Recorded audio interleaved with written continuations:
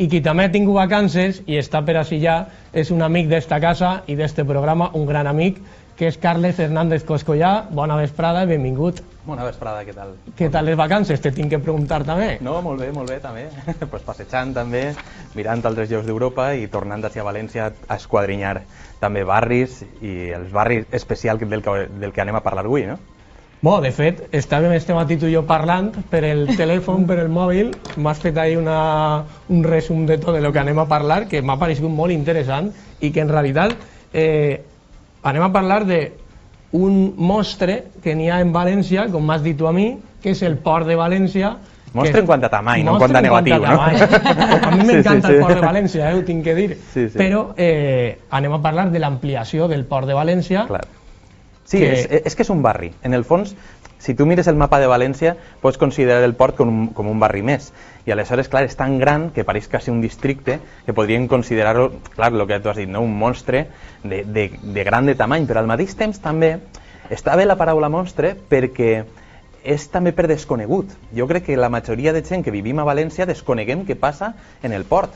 Tots, quan pugem a una zona alta de València, vegem les grues allà quasi en Pinedo, entre Pinedo i Nazaret, vegem aquests llums per la nit i ens crea curiositat, no? Saber tot i aquestes màquines enormes i aquests bucs que entren, ara com el que ha encallat en Dénia, pues, uno d'aixòs, pues, els que entren a la això ciutat no de passa, València. al Port de València, ja tenim bastant. Però que són enormes, no? I clar, tot això ens genera una curiositat de saber què és el port, com funciona el port, en quina situació es troba i concretament ara en el punt del debat que s'ha de produir socialment, que és l'ampliació del port, no? S'inventarà mateix esta imatge. Clar, això és el rellotge del port, això és l'autoritat portuària, això és el port clàssic, el port mil·lenari, perquè València té port de tota la seva història. València té port pràcticament des dels fenicis, vull dir, encara que la ciutat sempre ha estat d'esquenes al mar, perquè és una ciutat de riu. De fet, una cosa curiosa és que els vaixells arribaven a València, com no podien entrar pel riu, descarregaven en barquetes xicotetes i les barques pujaven, i per això, per exemple, el carrer de les barques, perquè les barques pujaven fins a la ciutat per aportar el material perquè els vaixells no podien arribar. El port ha estat sempre acompanyant la ciutat, no? I avui en dia no tenim un port així xicotet com el que vegem a la imatge, no? Un port de l'antiguitat, no? No, tenim un dels ports més importants del món. I com hem anat d'ahir fins a ací, és una qüestió que ens anem a preguntar ara mateix, no? Ara tenim el quart port d'Europa, tenim el primer port d'Espanya en càrrega de contenidors, tenim el 23è port del món. El 23è per què? Perquè la majoria són asiàtics ara mateix allà. El port de Xangai i així en Europa el port de Rotterdam. Són ports enormes, són ciutats pràcticament dedicades únicament al port i al comerç, no? I en el nostre cas pues, tenim un port que és desconegut per a la ciutat. Aquesta és la sensació que tinc jo, no? que vivim en una ciutat d'esquenes al seu port. De fet, anava a dir ara mateix que és veritat, que a veure, que el port de València està ahí, que el port de València maneja moltes coses, però jo t'ho dic i parle per mi. Sí que és veritat que dona la sensació que parlem del port de València, però igual no sabem en realitat el que tenim en el port de València. Que no som conscients, no? Jo crec que els propis valencians del que tenim, no? A la nostra ciutat. Hi ha un munt de coses. A veure, com hem dit adés, ara anem a fer un programa en positiu parlant del port, ja farem una la setmana que ve contant les coses negatives del port. Sobretot per què? Perquè el port té una imatge negativa perquè el que afecta molt a alguna gent, no vull dir poca, però alguna gent, i els beneficis estan esparcits entre moltíssima gent. Per tant, aquesta imatge negativa en seguida ens ve la Punta, Nazaret, etc. No? Però és veritat que entendre què passa ahí dins, com està distribuït, pues és una cosa interessant. No? Bé, com està distribuït el port? El nostre port és un port que podríem dir normal fins als anys 80. En Espanya n'hi ha 28 ports i tots tenen un poc de tot, un poc de passatgers, un poc d'energia, un poc de ro-ro, que es diu, que és automòbils, transport de vehicles, i també té contenidors, transport de contenidors. Això és un poc de tot. Vale. Fins als anys 80-90. Ahí ve la gran revolució del port. Si vegem la gràfica de què passa en el port, per exemple, en contenidors, tenim una gràfica estable, més o menys, durant anys i anys i desenes d'anys, fins als anys 90. I en els anys 90 vegem una crescuda que només va parar en l'any 2014, que és enorme, la crescuda de transport de contenidors. Per què? Això és la pregunta. És la pregunta estrella. Mireu, ahí tenim el mapa del port de lo que són les terminals del port. ¿Vale?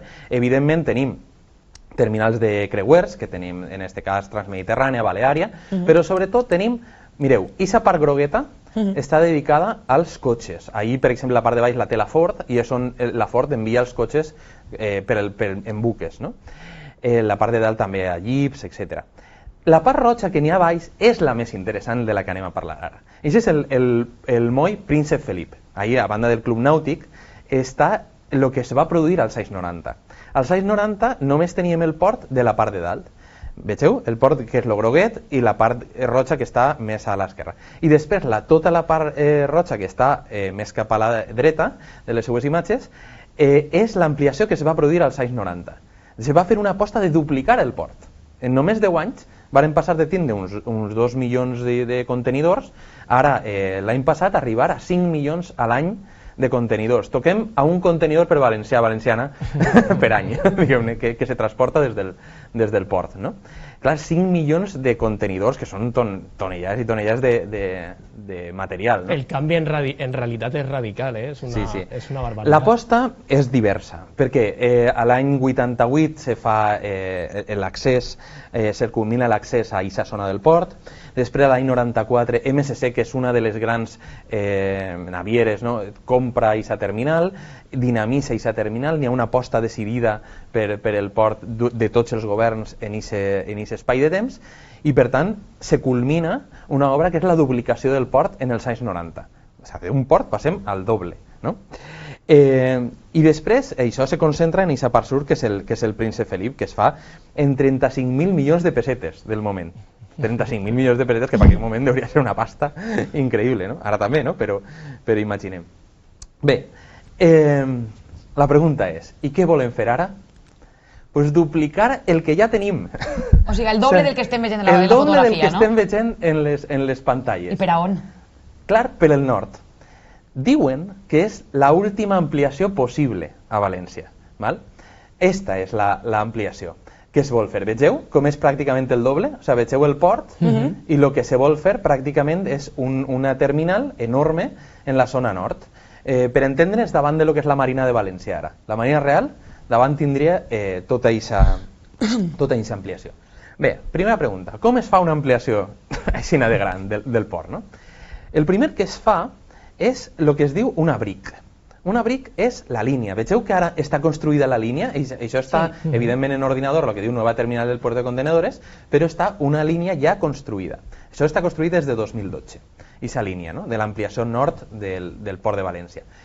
Aquesta línia és l'abric per a trencar la marea. Per la marea va en sentit contrari a les agulles del rellotge, agarra l'aigua i torna cap a dalt, i per això, si es fixeu, quan tu vas a la platja de la Malvarrosa, tu per arribar al mar tens 300 o 400 metres de caminar per l'arena, perquè l'arena, aquests dics, aquests abrics, aquestes línies enormes guanyades al mar, el que estan fent és fer de barrera contra la marea i deixant l'arena ahí. Per tant, ahí tenim un primer assumpte a tractar. No? N'hi ha un bon tros per arribar a la mar. Sí, quan tu vas cap allà, això és producte un poc del port. No? Bé, aquest abric construït, què genera? Genera una possibilitat de poder treballar aquesta zona sense la marea, no? Per tant és més còmode de treballar. Això són 250 hectàrees el que s'ha guanyat al mar, cap a dins. No? Tenim ja l'ampliació sur i ara està ampliació nord. I després, ara, està en joc la gran pregunta, que és, i qui se queda això? Vale. En València tenim ja les terminals que hem vist abans, en la imatge anterior. Una la té Maersk. Maersk és la primera en contenidors del món, n'hi ha una altra que la té MSC, no Antum, i després n'hi ha una altra que la té COSCO. Vale? Tenim les primeres navieres del món tenen a València una terminal. És com el 98% del tràfic de contenidors pot passar per València. perquè són controlades, és com les aerolínies. Anem a fer un exemple que sempre jo li he sentit a Aurelio Martínez, que és comparar-ho en un aeroport. A València tenim ara mateix el que seria un Frankfurt o un París. És a dir, tu per anar a Xangai o per anar a Hong Kong o per anar a... sempre has de passar per un gran aeroport europeu. Val? Pues a València tenim això. O sigui, tenim una zona que tu has de passar per ací per a rebotar després. Una dada, per exemple.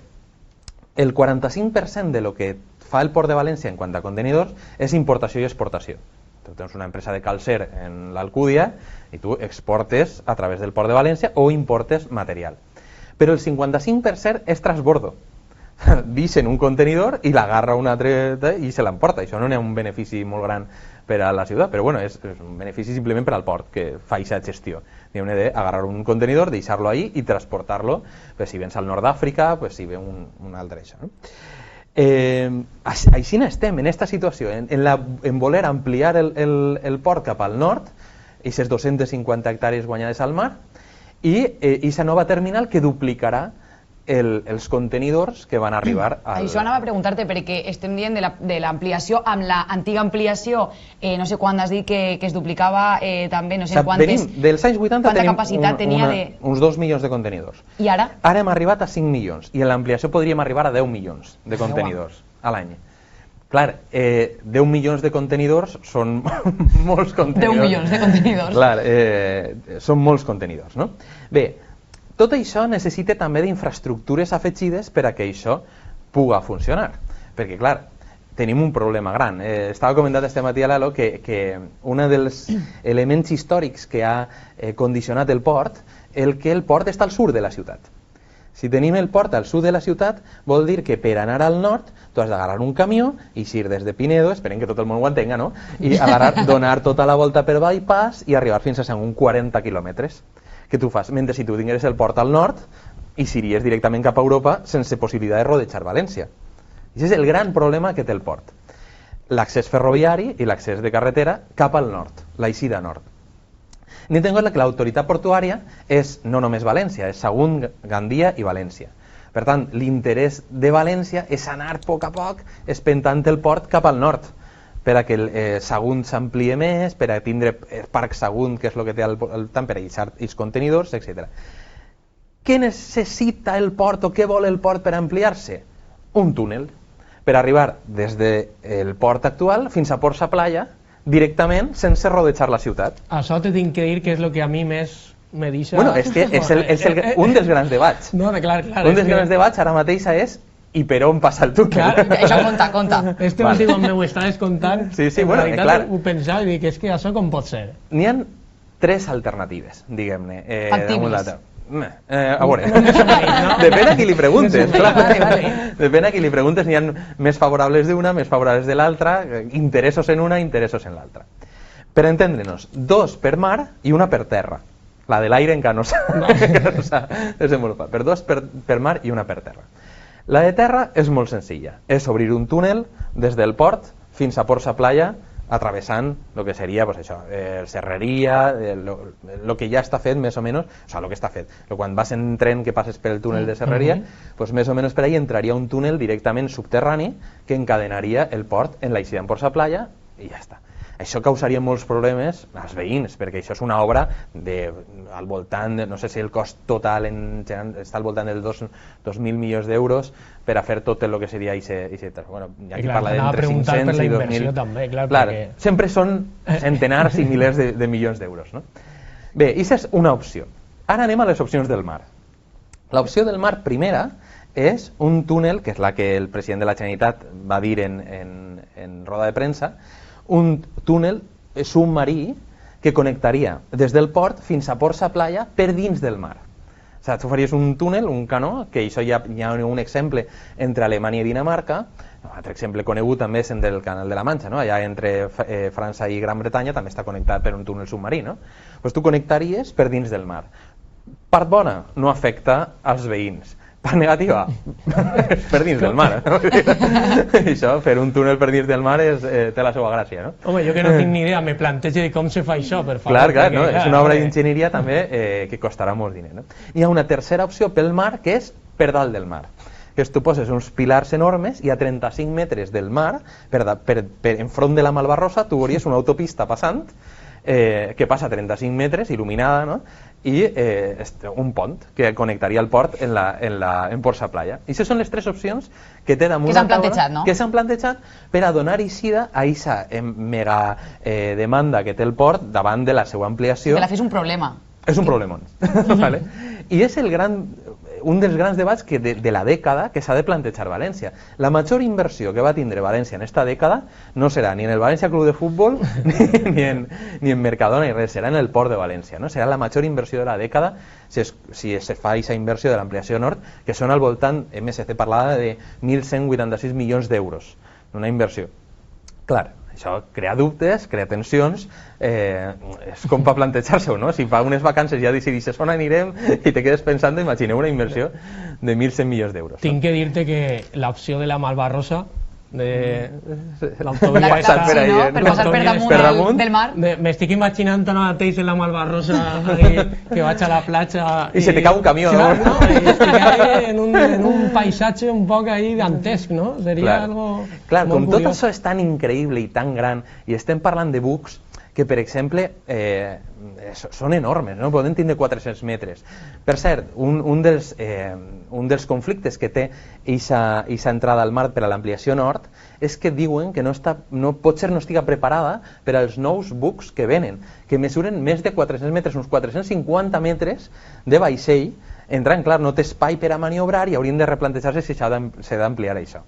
Per tant, ja tenim molt de conflicte damunt la taula, del qual jo crec que el Poble Valencià tindria que estar parlant d'això. Hi ha alguns periodistes que ho estan fent, en el diario.es, en Valencia Plaza, en el Levante, hi ha molts diaris que ho estan plantejant, però jo crec que falta el debat social, no? Que la gent estiga un poc més parlant sobre això, no sense por, però simplement tinguent un lloc com és el port, que genera 40.000 llocs de treball, quasi 40.000 llocs de treball, que és el 2% dels treballs de tota la comunitat valenciana, és el 2,6 de tots els salaris, el 1,6 de tots els ingressos per impostos, vull dir, és un tema gros, és un tema gros.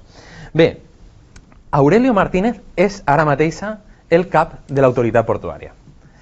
Aurelio Martínez té un projecte de futur i a mi m'agradaria contar les 2 o 3 línies que té el projecte d'Aurelio Martínez. En primer lloc, Aurelio té el projecte, l'equip d'Aurelio i l'equip de la Generalitat i del Ministeri tenen aquesta sensació de que el port ha de créixer, no? I per tant impulsar el port. Com se fa això? Bé, en un primer lloc el que es diu la ZAL i el que seria la ZAI, ¿vale? La ZAL què és? Pues on hem vist els conflictes de la punta en la ZAL. La ZAL és la zona d'activitats logístiques. Què vol dir? Vol dir que arriba un vaixell en un contenidor, arriba, obrin el contenidor, és per exemple roba per a Decathlon, i aleshores l'obrin en la ZAL i diuen, bueno, pues esta roba va per a este Decathlon del Corte Inglés, esta va per al Sira, esta va per a no sé on. Això és la ZAL, un lloc d'obrir contenidors i repartir més o menys el que hi ha. Més o menys, he fet un resum molt sintètic. Què és la ZAI? Una zona d'activitats industrials. És a dir, si tu vas a fer, per exemple, una cosa molt gran en una indústria, clar, si tu estàs molt lluny del port, has de tindre també el transport per a transportar-la fins al port, mentre que si poses la indústria pegada al port, pues és més fàcil, no? Després transportar-ho. Això és una ZAI i una ZAL. Això és una primera idea de futur d'Aurelio Martínez. L'altra és les connexions ferroviàries cap al corredor càntabro-mediterrani, per ja agarrar també Saragossa, som el port de Madrid també, però ser també el port de Saragossa, el port de Teruel, o sigui, connectar tot això. Això és una primera idea de futur. Segona idea de futur.